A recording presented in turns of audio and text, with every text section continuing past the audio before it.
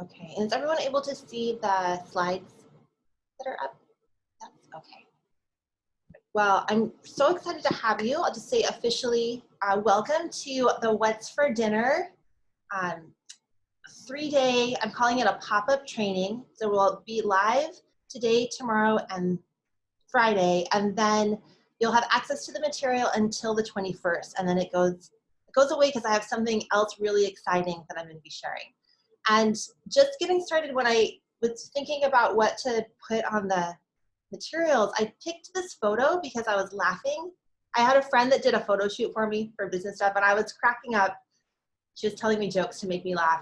And I thought, this is the kind of lighthearted feeling we want going into this idea, that dinner time can be such a stressful time for households and families. And we just could know that it doesn't have to be so hard. So that's my main goal in our time. I forgot how to advance the slides on here. Our main goal is to help you prioritize thinking about this so that you could be able to answer this question, right? It's the age-old dreaded question, what's for dinner? So today we're going to be talking about food items that you could have that are shelf stable. In Hawaii, I don't know about Malaysia, you could tell us, Cheryl, but in Hawaii, we have some of these on hand all the time just in case of a hurricane, right? So branching away from our hurricane food, what other foods could we just have at the ready? And then tomorrow we'll be talking about freezer options, which the freezer definitely opens up a lot more possibilities. So we'll be building on the same ideas we're talking about now. And then on Friday, we'll be doing a review of what we're talking about and some Q&A. And I always like to tell you where we're headed. So I'm going to do a quick intro, and then we'll be talking about gentle nutrition.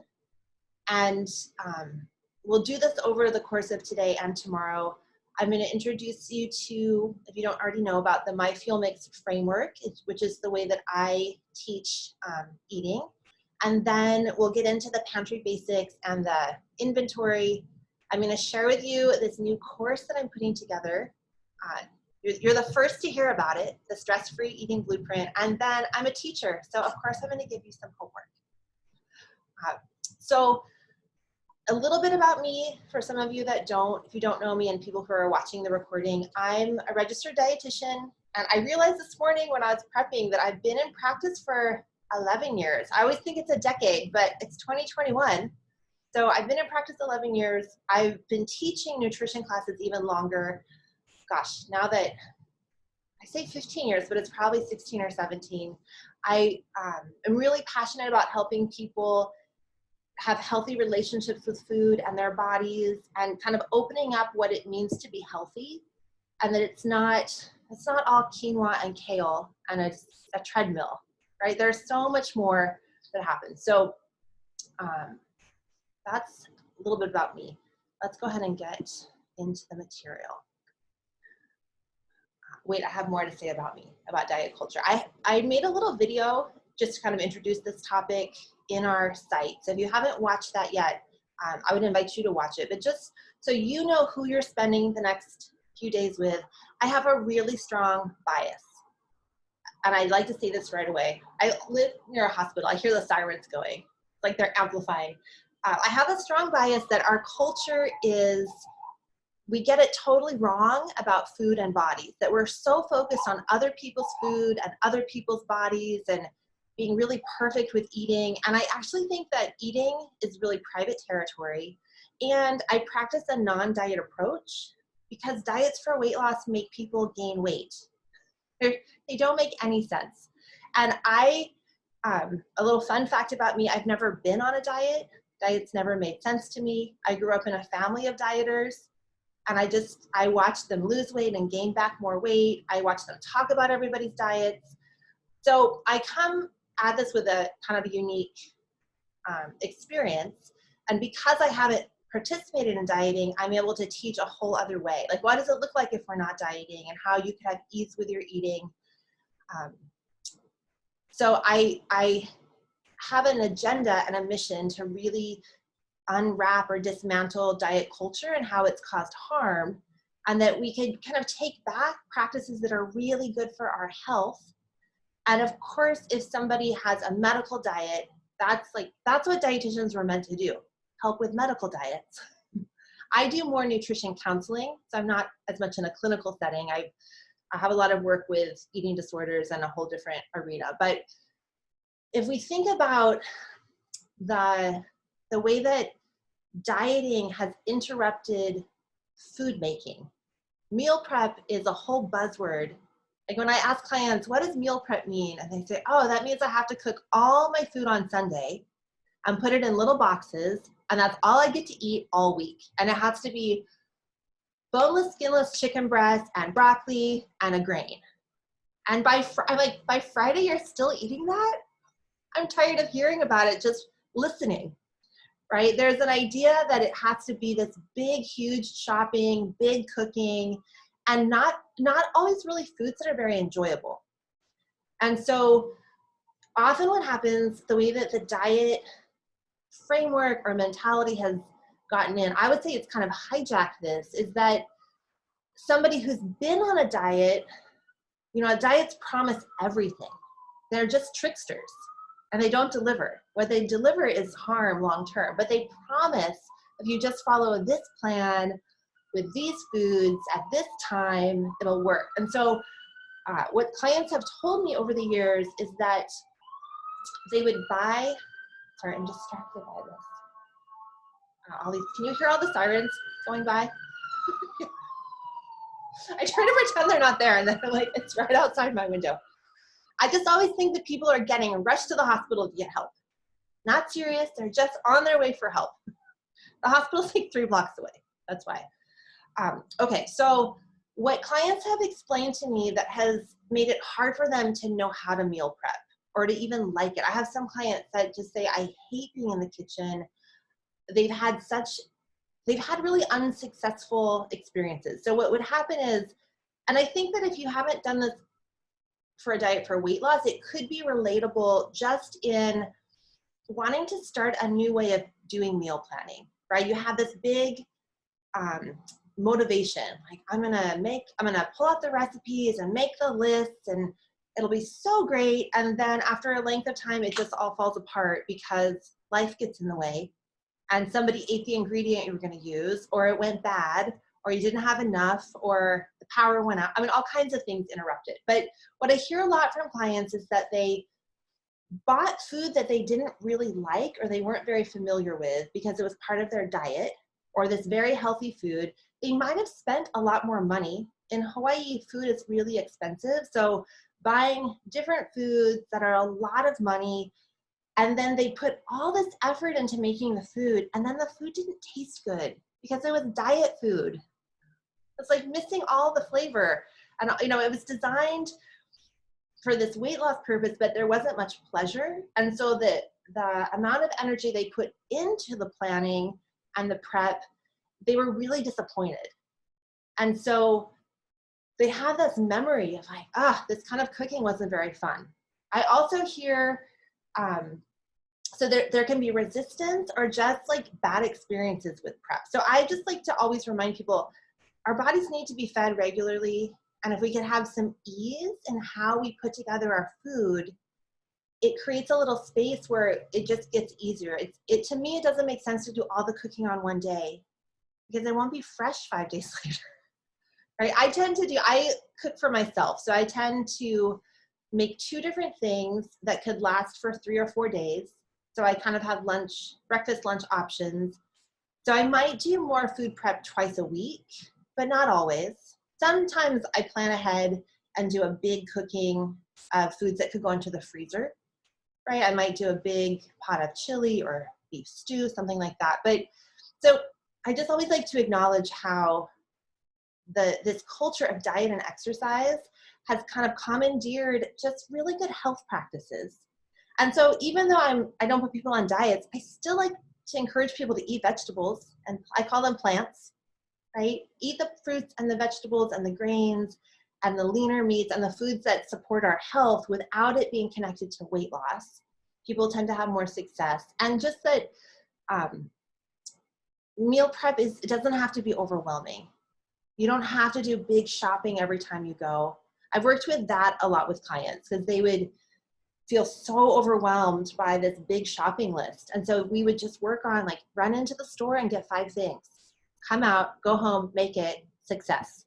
And now they're building their confidence. So, so even noticing how perfectionism could get in the way. Another way to think about perfectionism is the all or nothing. I'm all in and it's going to be just right. And this is where it can get a little tangled up with having the perfect foods for health, right? Now, if somebody has a medical condition where they need to eat a specific way, or they have a food allergy or a sensitivity, that there is a need to follow those guidelines so that they feel good, right? But if we could take out the worry that you don't have to have an antioxidant every time you eat, right? Doesn't we, like, if you don't eat the rainbow every time, it doesn't mean horrible things will happen, right? And we have an understanding of what's good for our bodies, but sometimes there's pressure that it has to be perfect every time. So I really like to teach that, we don't eat in a vacuum. Our bodies are very sophisticated and well equipped to extract the nutrition from our food, and it happens over time, right? So if you're paying attention to eating fruits and vegetables regularly and you have a good habit of it, then once or twice in your day, if you don't have them, it's okay, right? And as a dietitian, I don't eat vegetables at every meal or fruit. I mean, sometimes I do. The other day I was working on something and I was like, what's for dinner? Oh, I have a frozen pizza. I had more things I was planning to make, but I chose to do something else with my time. And sometimes I put fresh veggies on a frozen pizza, but I didn't. And I just kind of laughed to myself, like, I'm just eating the pizza because it's getting me to the next thing I have to do.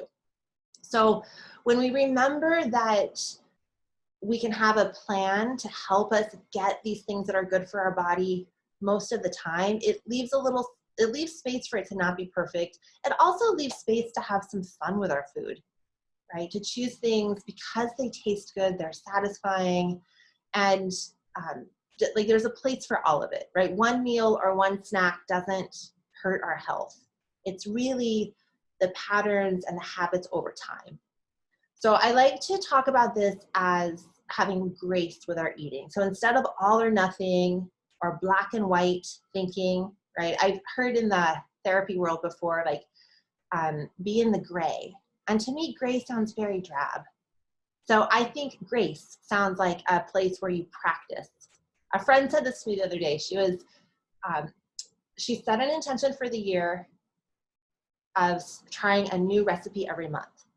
And so she was telling me how it went, and she said, I told myself that if it didn't go totally well the first time, I would practice one more time and see. And I really appreciated her language about that. Like, this grace is this area in the middle where you could practice and you could try again and just not expect it to be perfect. And just kind of meet yourself where you are, depending on what's happening in your household, depending on the time of year, depending on how you feel, your energy levels. You can do meal planning and prep all different ways. Yeah, and then I always like to remind us that health was going to look different for everybody. It's not a cookie cutter. And so how I would define health could be different from all of you who are joining us, and that thinking about ways to manage stress, like stress about what you're eating, can really cause your body not to be in good health, right? So we don't want that. We want ease with eating, more flexibility, and just with this, it's even a recognition that different people have different access, right? So the access somebody has to fresh fruits and vegetables may be different for different people. What somebody grew up eating is different. So just remembering that we can all do it different ways and still be healthy for us. Okay, any questions on the gentle nutrition? Right, tomorrow we're gonna talk more specifically about processed foods and how that fits into this concept, because we're talking about shelf stable and frozen food. So that's That's where we get a lot of boxes and packages. Okay, so I know that some of you are familiar already with the MyFuelMix framework. And this is the way that I started talking about how to eat food. So most of my career, I've worked with clients that had pretty serious eating disorders. And there's like a retraining or teaching how to be able to eat and not feel worried. And so because I had never felt worried, it was pretty easy for me to talk about it. And the MyFuelMix is simply just talking about the essential nutrients that we need. So I started calling it this way before macros got popular, but these 3 categories are the macronutrients. And when we say that they're essential, it means that our body needs them because we either can't make them or we don't make enough. And so over time, we could have deficiencies and symptoms that come from this. And so it's just a great reminder that we need the proteins. I always like to include the word lipid when I say fat, because people get very worried about the word fat, but lipid is the other name, and then carbohydrate. So just understanding that it's essential for our body to eat these. And this is, the MyFuelMix creates a more personalized approach that gives structure, but also allows for flexibility, right? So this is, again, the language I use to make it not sound like a diet. But if you tell somebody like, okay, we're just doing this intuitive eating approach, all foods fit, they're like in a panic. Like, what does that mean? They worry that they're just gonna eat donuts and pizza all day, which they don't. I mean, if they did, they'd feel really terrible and they wouldn't keep doing it. But so this is a way to have a structure to pay attention to, but it's flexible. So when we think about this, it could be kind of this classic plate I always think of that people think is like very nutrient dense. Could be brown rice, salmon, wild Alaskan salmon, and some kind of greens, right? That's a plate that I would enjoy eating.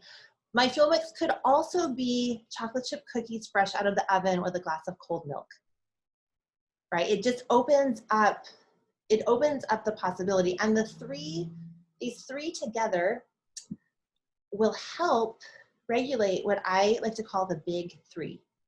So thinking that the essential nutrients are, like, it's what our body needs, and the micronutrients are the fruits and vegetables, or micronutrients are vitamins and minerals that come with fruits and veggies, and actually all the macros, but those, we'll talk more about those later in our time together.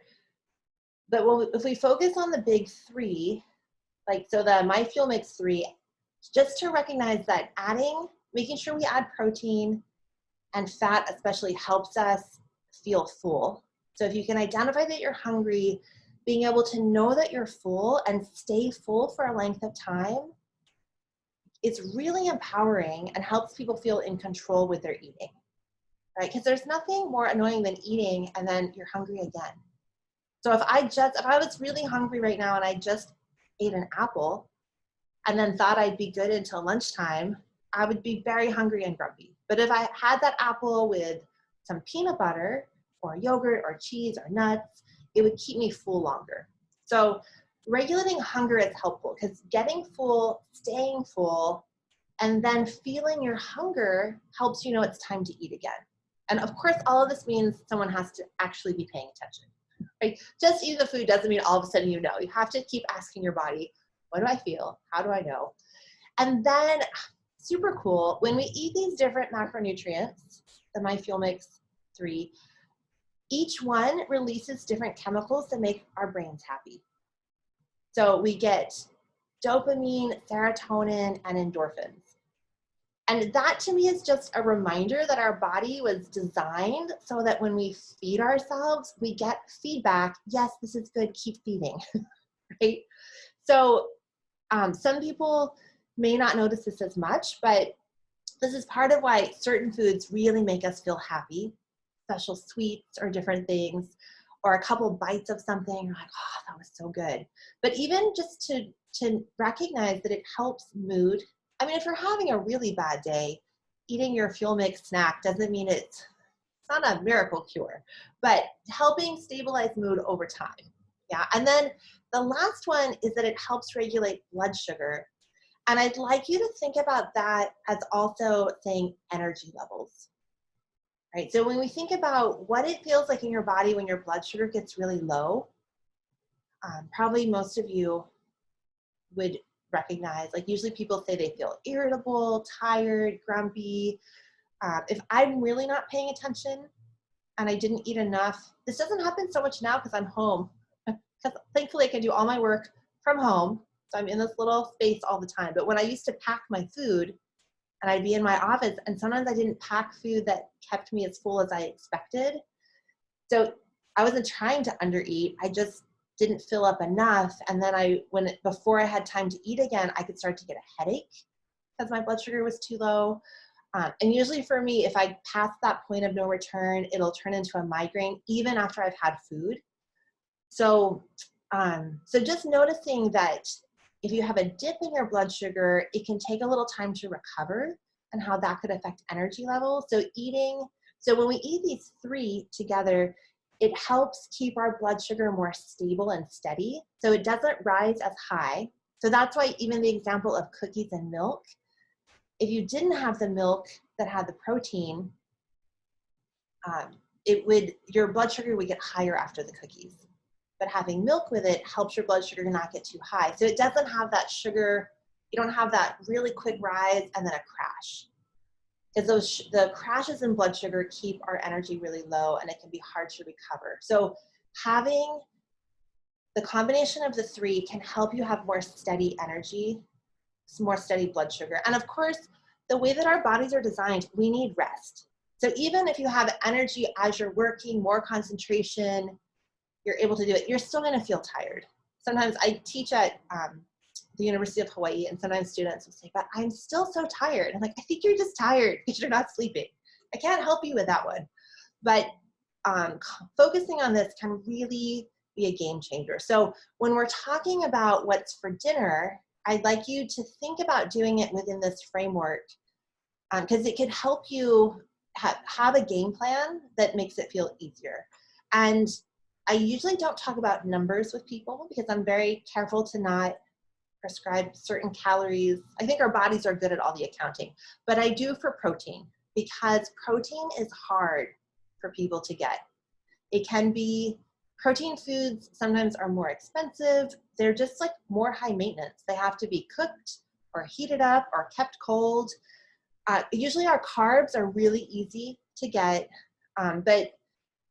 so I give a number for the protein. It would be okay if your protein grams were higher. If you had a medical condition where that wasn't for you, you would know. But if your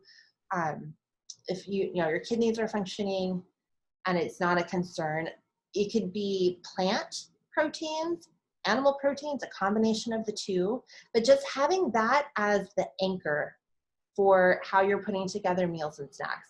It doesn't mean, again, we're not trying to be perfect with it. So sometimes I might eat a snack that doesn't have protein, but I'm not surprised when I get hungry soon after, right? I might eat it while I'm making food. I'm too hungry and I can't wait. Okay, and then with the fats or the lipids, I have the recommendation to include fat. Having fat is really important. It helps us, well, first of all, adding fat makes our food taste good. And having satisfaction with food is really important. So including it because it will help your food taste good, and the lipids help our body know we're full better than anything else.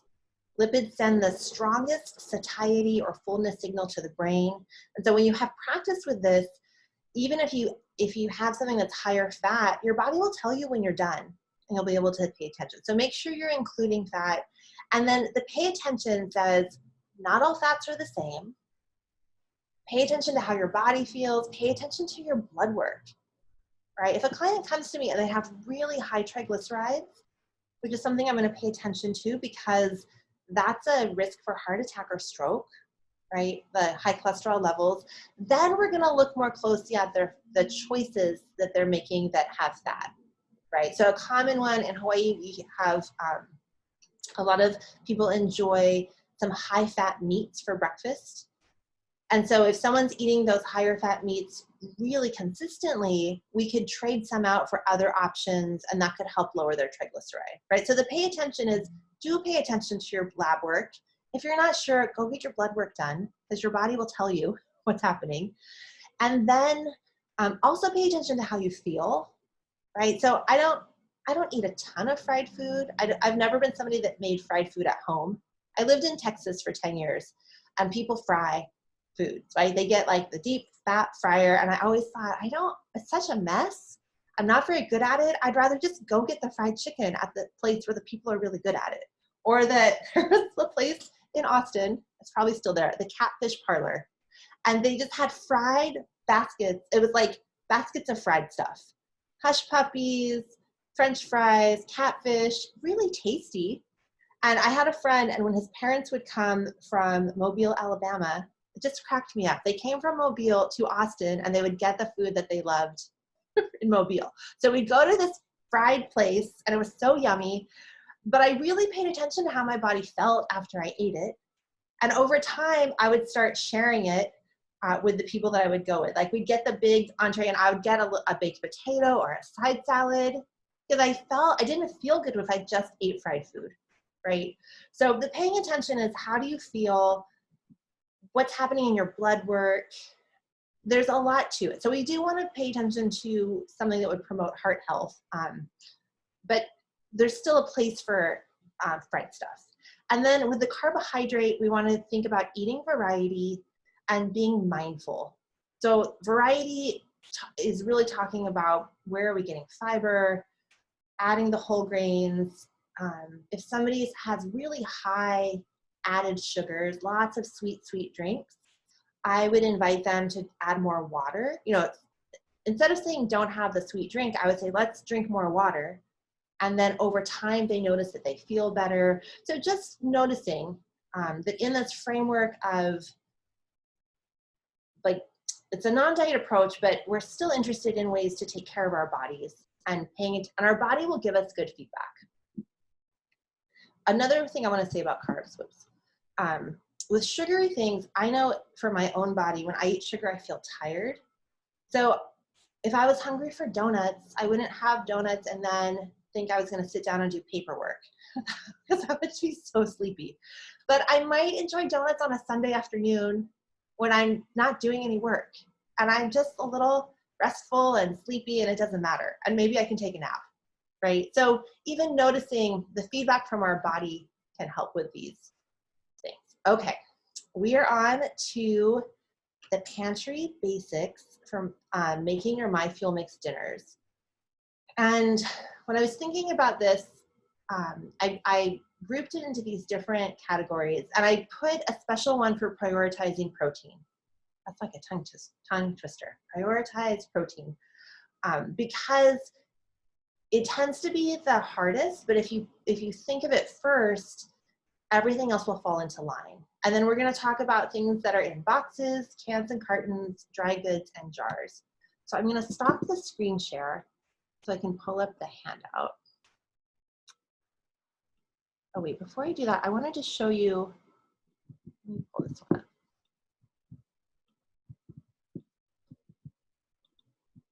Okay, can you all see this one that says pantry and freezer essentials? So this, I didn't make this handout. It's one that I had that another dietitian had shared. So we're not going to go through all of these, but I just thought if it was helpful, I added it to our stuff. And it's made by EM Nutrition. So I just want to make sure that that dietitian's getting credit. But this is here to give you ideas. And remember, anytime you're thinking about this, it's a chance to just expand out. So if you don't really like green beans, but there's something else you like that it makes you think of, right? Sometimes looking at different options can help you think about what your preferences are. Okay, so here's the one that I made for us. Something, but Kamomi already knows this because she's been in class with me, but something I learned in the pandemic is that I love to make worksheets. I didn't know how much I would love it, but it's very satisfying. All the little boxes line up. I have fun picking the colors. Oh, it's been really fun for me.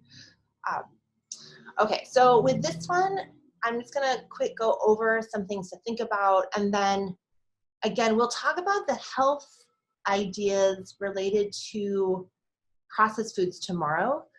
But this is just to kind of give a starting place. And you'll see that because I have protein as its own group, there's some overlap on those. But I just wanted to drive that one home, protein. I've had clients tell me I'm a protein pusher.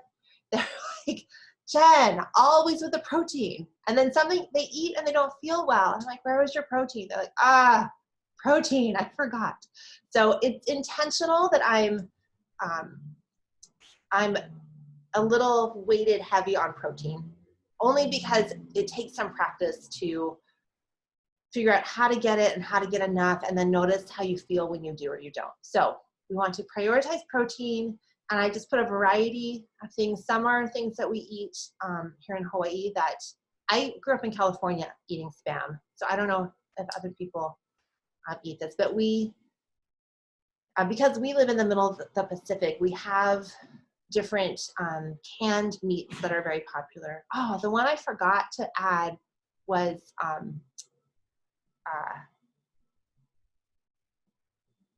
oh shucks, now I can't even think of it. I thought of it at like 2 a.m. and I'm like, you don't have to redo the handout, Jen. What is it? Chloe, what's the other one that we have with breakfast? Oh, corned beef. Corned beef. Yeah. I literally at 2 a.m. I was like, oh, I forgot corned beef. Go back to sleep. It's fine. So just thinking, so you might not eat all of these where you are, but I wanted to include them. But so we want to make protein a priority. And of course, I have a lot of animal-based options, but for someone who's eating more plant-based or vegan, definitely there's lots of protein, beans, nuts, nut butter, seeds, and then lentils and chilies and soups and stews could contain meat or not, or contain animal products or not. And then the canned pasta here, I was thinking like those different ravioli things, mac and cheese can be a source. I would typically still invite you to include more protein with it, but I already admitted I'm a protein pusher. And quinoa is our one grain that contains all of the essential amino acids, so it always gets special mention. Okay, so thinking about when you're putting together, so again, this is the idea for this, our time together in this training is to think about what can you buy ahead of time so you just have it, right, in a pinch. And so it's gonna look different for everybody, but spending a little time thinking it through so that you just have it waiting for you. That's one of my favorite things about meal prep, or when I plan ahead. When I open my fridge, I'm like, it's in there. It's just in there waiting. So remembering that canned veggies are a good option.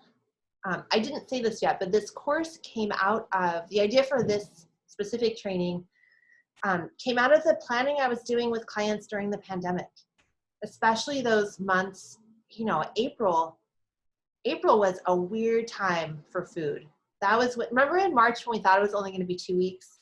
I thought it was only 2 weeks. And then all the stores ran out of food and I thought, that's so silly. This is only 2 weeks. And then all of a sudden in April, I remember I had like one shopping trip before I just stayed home and used the delivery. I did that a little time, but I came home with broccoli slaw. And I was like, I don't even know what this is, but I'm going to cook it because that was the only fresh thing. The shelves were so empty.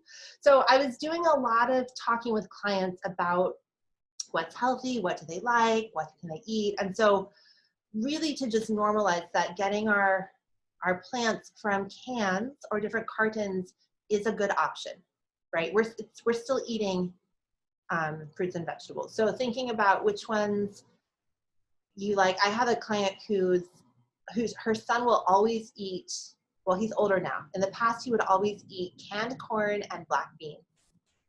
And that was her go-to. Like no matter what, she would go camping. She's like, he likes it. He doesn't even have to have it heated up. I just drain the stuff off and he'll eat it. And I was like, yeah, that's okay. He eats all kinds of other things other times. Another client of mine, when we talked about this, she's got 2 children at home, and she said, Jen, I can always make rice-a-roni canned chicken and frozen veggies, and my kids will eat it. And it's just already there for me. And if she doesn't have frozen veggies, she has canned. And it was like, I said, oh, I would never think about putting those things together. But that's kind of the idea, that you can have something so easy. And because it's easy, it takes the pressure off, so that later in the week or in the month, when you have more time, you can do other food prep, right? So it's kind of like taking the pressure off now so you can have more later. Okay, so thinking through, yeah, so again, lots of canned. Oh, I also put broth or stock. So that can always be nice to add if you're making, so for example, quinoa is not my favorite grain, but I have that giant bag that I bought at Costco. I'm in my third kitchen since I bought it. I've had it forever. And I'm just trying to like use what I have. And I recognize that if I make it with chicken stock, it tastes yummier and I'm more interested in eating it. So thinking about, these different ways to use what you have that's still shelf stable. And then I put a variety of fruit options here. And then thinking, what do we have in jars? So lots of different kind of sauces, things that you could add to pasta. What was I thinking that I forgot this one? Oh, sun-dried tomatoes can add a lot of flavor. Those were the two things I thought of in the middle of the night.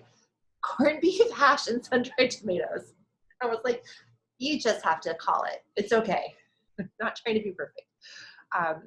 Thinking about different condiments, right? Like sauces, barbecue sauce, teriyaki sauce, gravies, dressings that could be used. And then just,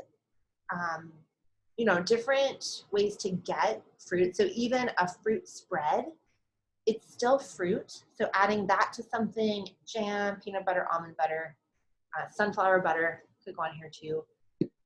And then the boxes, I think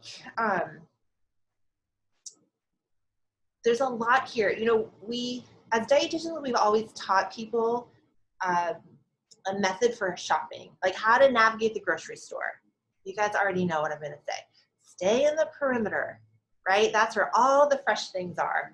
And so I just want to say it's okay to go in the middle of the store and find things in boxes. There's a place for them. I wouldn't recommend that everything comes out of a box, but knowing how you could use them as time savers, right? No one's cheating by using a box. It could be a time saver. There can be some that you really like. So I just thought of some that I know offhand or that I hear clients talking about. And we haven't talked about this yet, but definitely breakfast for dinner is always a great option. Oftentimes during the week, breakfast foods in the morning are pretty simple. So just making more of a homemade breakfast, pancakes, eggs, biscuits, all that stuff can be kind of a home run. Years ago, I was a nanny, and that was always my go-to for the kids. If I didn't know what to make, I would be like, guess what? Breakfast for dinner. And they're like, yes. And then they would eat well. The mom would come home. We'd do it. I'd like tag team. I'd go home. Kids had full bellies. And then our dry goods, these would be more just the ingredients we could use, right? To things that need to be cooked, but then also the things like crackers, different kinds of chips, pita chips, dried fruit or nuts. I put ramen here. That's a common one where we live. So one that one of my clients was eating a lot was ramen, and she would add frozen peas. Sometimes she would add different like eggs or Vienna sausage, depending what she had. So the dried goods, one that I typically have on hand is I really like tuna, just canned tuna and some kind of crackers. So if there's something like, it could be that it's not happened lately because of the pandemic, but usually if I like to travel, go visit my family in California or Georgia, and I would just know that like coming home from the airport late and tired, instead of stopping and getting fast food, you have tuna and crackers, and then I have mayo in the fridge, right? Or I have bread in the freezer. So like make a tuna sandwich and go to bed. You don't really want fast food. Like just have what you have. So this stuff can be very simple. I'm going to take us back to our slides. Uh-oh, I'm going to shut it down. Oh, shucks. Oh, no, I didn't. They're here. Sorry, it's always like too many steps doing this. Okay, so here we are. Y'all can see the slides again. Yes? Okay, so this is just what we went through here. And then when you think about doing an inventory, right, this is the place where it's worth your time paying a little bit of attention or prioritizing this so that you can really think about what works best for you, right? So a big one, not everybody has a whole walk-in beautiful pantry. If you do, that just gives you, I mean, you could be the person doing demos, food demos of how to cook out of your pantry. If you have more limited space, you want to just recognize that. And so, you know, we just want to work with what you have. I put on here, when can you stock up? So this might be related to when somebody gets paid. You know, some people get paid once a month, and so that would be a time to do more. For some people, just getting a little bit extra every time they shop. I don't mean every single time you're in a store, but maybe you do shopping 3 to 4 times a month, and you could always check, looking to see what's on sale. Like if you have a list in your mind, these are the soups I really like. There's one that I really like that's a tomato soup, that kind of tall one in a carton. And I think it's a Safeway brand. No, the Safeway brand is the little one that I like. So I'll just watch. And if they're on sale, shopping has been so different during COVID times. I used to enjoy just browsing up and down the aisles, enjoying the air conditioning, taking my time. Now it's more like I went down the wrong, I want to go down, I like to follow the arrows, be respect, you know, we're social distancing and we have arrows of which aisle to go down. So if I miss the one I wanted and I have to go around, then I browse, like, oh, that soup I like is on sale. Oh, this pasta that I like to have on hand is 2 for something. So stocking up doesn't have to be a huge shopping, right? Especially if you have limited space. But it could be that you just have this running list. You don't have to have it in your head. You can have it. You can have a list on your phone. These are things I like to stock up on, and if I see them on sale, or I'm just going to get some along the way as I'm shopping. And then if you're able to buy in bulk, that can be a big time saver, right? Also, it can save money, but you just have to make sure that you have space for it and that you eat the food. That you don't want to buy in bulk and then it goes bad. That doesn't really work. So, and then just thinking for yourself how you would keep track, right? So I just mentioned you could have a list on your phone. I made a very simple inventory list.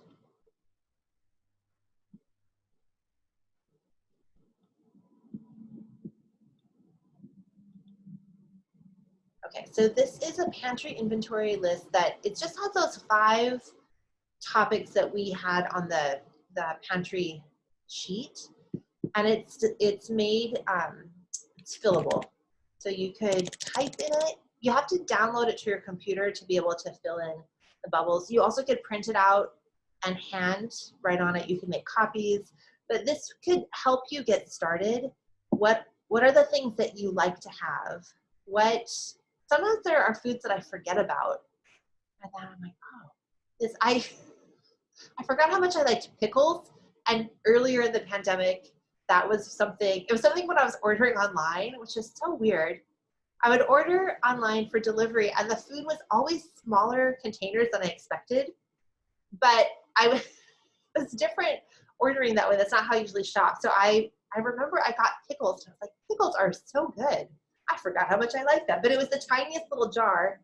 So it's this weird way of shopping. But so you might think about things that you like, that you forget that you like, or just those really standard things. But this is the sheet that I made, and this is going to be your homework if you choose to accept. You don't have to turn it in.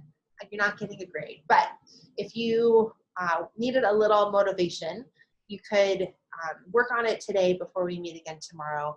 just as a way to really just to get things started, right? Okay, so those are all of our handouts. I'm going to go back to our slides.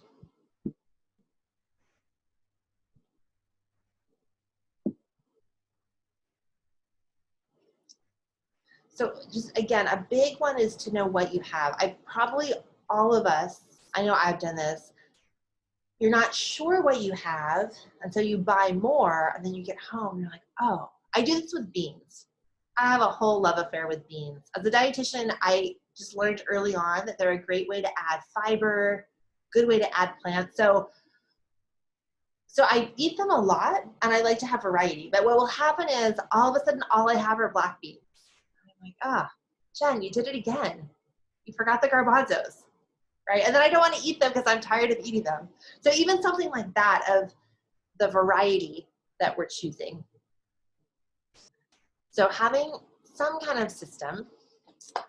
Okay, and I'm going to switch gears a little bit. This is your first little preview to this new class. This has been a long time coming. I've had clients asking for years for more support, more help with meal planning. So I'm putting together a 6-week course. It's the Stress-Free Eating Blueprint. And so this is one that kind of following what we've already been talking about. It's designed to help all of the students come up with really simple, real life meal plans and how to prep it and how to make it happen. It's kind of the how to follow through part. So during the 6 weeks together, we'll be just breaking down all the different parts. I'll go over this more in our next couple of days together, but the idea is that each participant will have their own plan that has some flexibility, and really this is just a way to help you prioritize it, because what most people do is they sit down and they say, okay,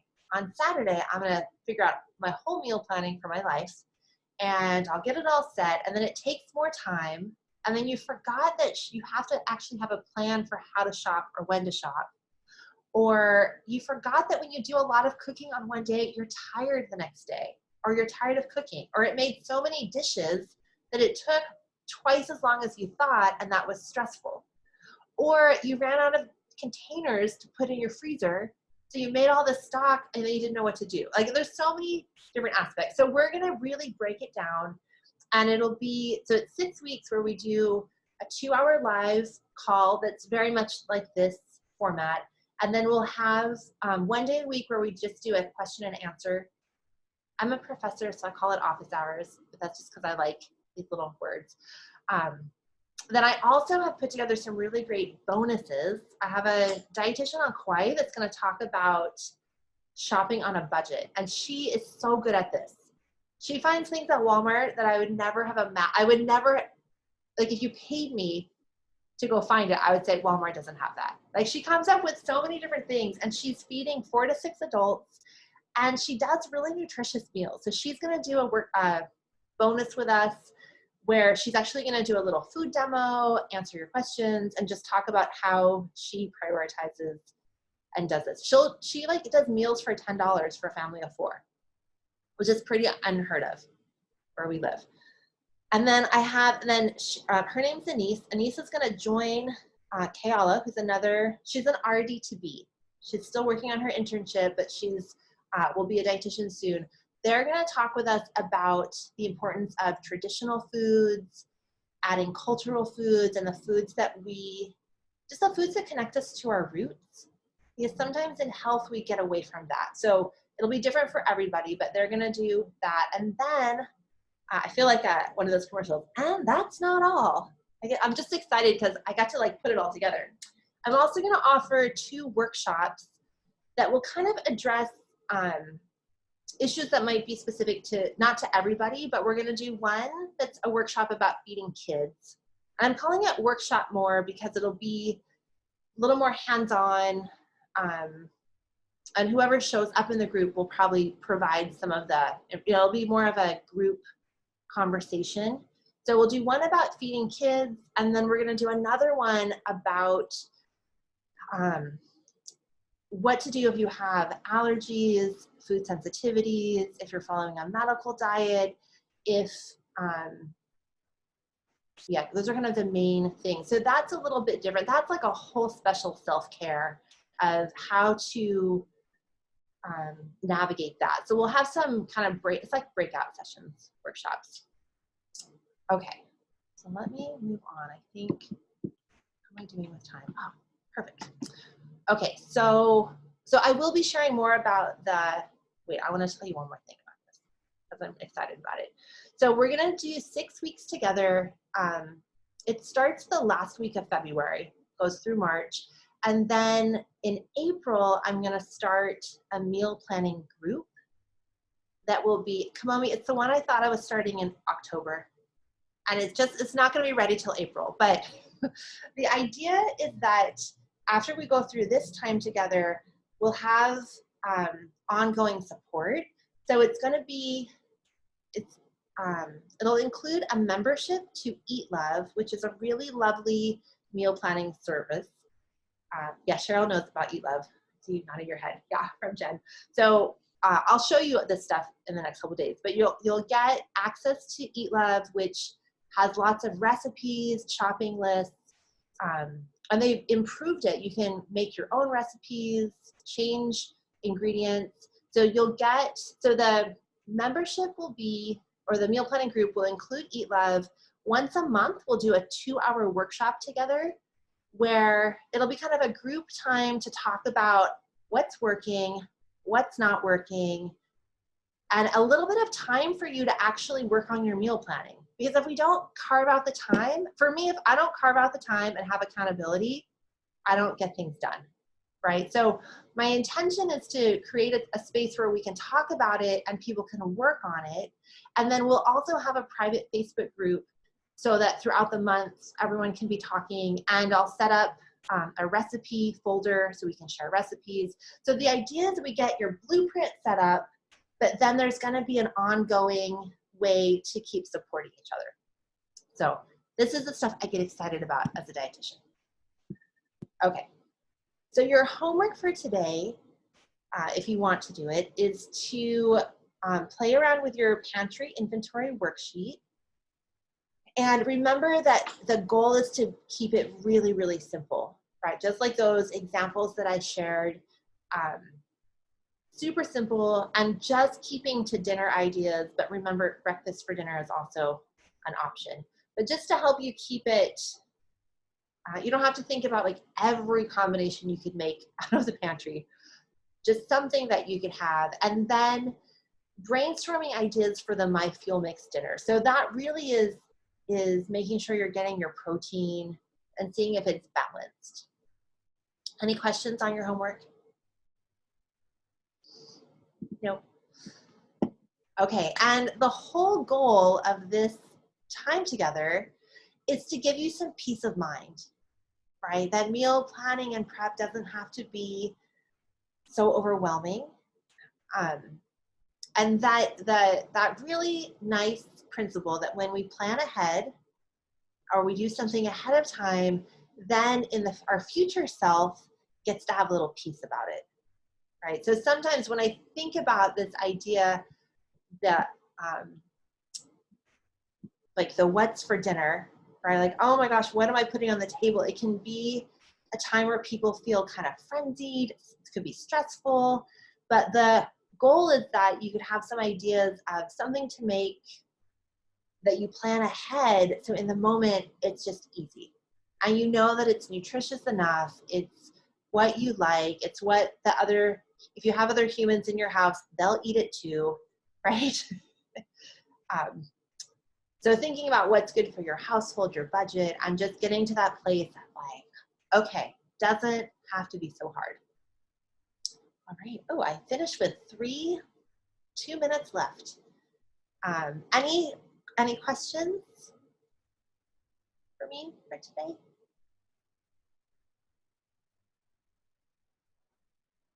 I know, I just hit the ground running. Kamomi knows this. I'm just like, I'm gonna tell you everything I can in 58 minutes. Go. So for sure, if you have questions, we have time carved out on Friday for our questions, but you're also welcome to send me an email, or we'll have a little time at the beginning of tomorrow to answer questions as well. So thank you all for being here. It's always fun to see who's coming and who is able to come. So I get a little excited to see who's going to be with us live, and then know that more people are watching the recording. So if that's all, I will dismiss class and say thanks for joining What's for Dinner Day 1, and we'll meet back tomorrow at the same time. And special mention to Cheryl, who's joining us now. It's 4 a.m. 3 a.m. from Malaysia. It's very nice to have you. Okay, everyone, have a wonderful rest of your day, and we'll see you back tomorrow. Bye-bye.